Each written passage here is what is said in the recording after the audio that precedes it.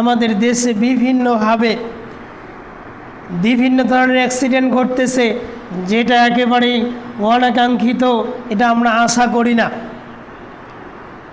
গত পরশু দিনের যে ঘটনা ঘটেছে দৌলতদিয়া ফেরিঘাটে, যেটা একটা অদক্ষতা ও অযোগ্যতার পরিচয় দেওয়া হয়েছে।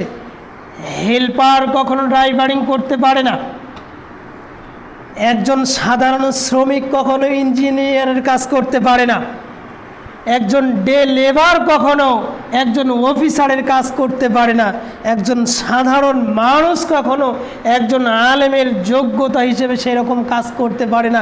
এটাই হচ্ছে তার প্রমাণ।